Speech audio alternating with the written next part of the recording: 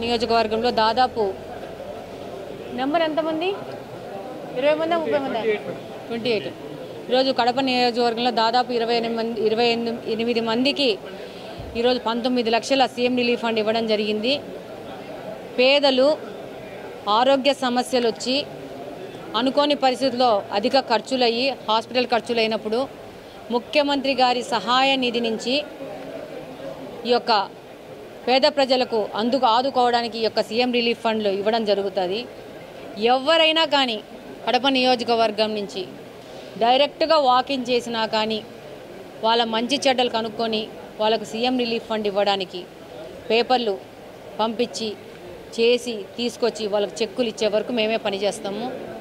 దీనికోసము ఎలాంటి అపోహలు మాటలు నమ్మద్దు. మీరు జస్ట్ మీ యొక్క ఇంటి ధృవీకరణ పత్రము, ఆధార్ కార్డులు, మీ యొక్క హాస్పిటల్ బిల్స్ ఇస్తే చాలు. మిగతా ప్రాసెస్ అంతా మేము చేసుకొని వచ్చి మీకు చెక్కులు ఇచ్చే విధంగా పని చేసుకోవడానికి కడప నుంచి మేము సిద్ధంగా ఉన్నాము. దాదాపు 200-300 మందికి ఈరోజు కడప నియోజకవర్గం నుంచి సీఎం రిలీఫ్ ఫండ్లు ఇవ్వడం జరిగింది. దాదాపు 2.5 కోట్ల వరకు 3 కోట్ల వరకు ఇవ్వడం జరిగింది. ఇంకా 20-30 లక్షలు శ్రీనివాసరెడ్డి గారు ఆయన సీఎం రిలీఫ్ ఫండ్ ఆయన రాగానే ఇవ్వడం జరుగుతుంది. ఆయన కడప జిల్లా మొత్తంగా ఎవరు వచ్చినా కూడా సీఎం రిలీఫ్ ఫండ్ల కింద అధ్యక్షులు గారు పనిచేస్తూ ఉన్నారు. ఎప్పుడు కూడా ప్రజలే ముందు.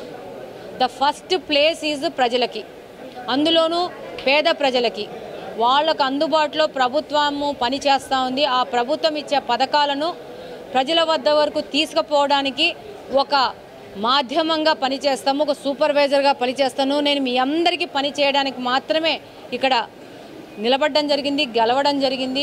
డెఫినెట్గా కడప ప్రజలు నా యొక్క మనసులో ప్రథమ స్థానంలో ఉండారు. వాళ్ళకు పనిచేసేదానికి నేను సర్వం సిద్ధంగానే ఉన్నాము. ఎవరిని తీసుకురాకపోయినా పర్లేదు. మా యొక్క తెలుగుదేశం పార్టీ బూత్ ఇన్ఛార్జీలు కానీ, డివిజన్ ఇన్ఛార్జీలు కానీ, మా పెద్ద నాయకులు కానీ ప్రతి ఒక్కరూ సర్వం సిద్ధంగానే ఉన్నారు. వాళ్ళని తీసుకొని వచ్చినా పర్లేదు, వాళ్ళని తీసుకురాకపోయినా కూడా మీరు వాకింగ్ చేసినా కూడా పని చేయడానికి సిద్ధంగా ఉన్నాము.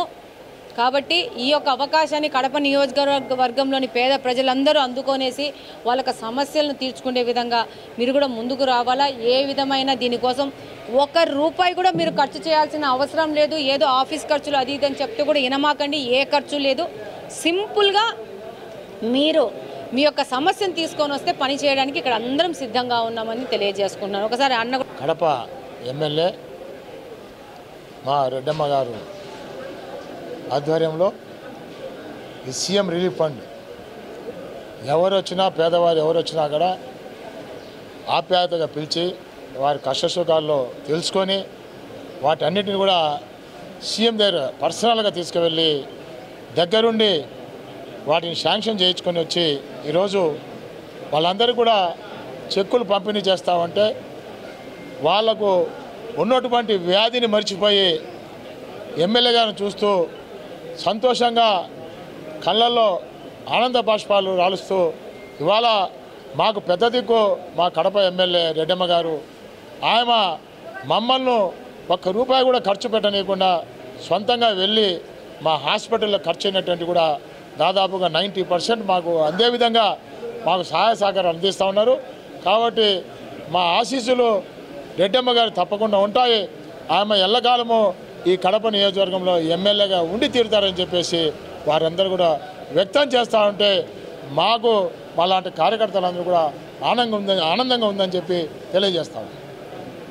ఆర్థిక సహాయం చేస్తుందని చెప్పి ఒక నిండు గుండె భరోసాతో ఎమ్మెల్యే దగ్గరకు మీరు అందరూ కూడా రావడం జరిగింది. ఆ భరోసాను ఎమ్మెల్యే గారు తన బాధ్యతగా స్వీకరించి ఈరోజు మీ అందరికీ కూడా లక్షల రూపాయల చెక్కులు అందించారంటే ఇది నిజంగా శుభ పరిణామం.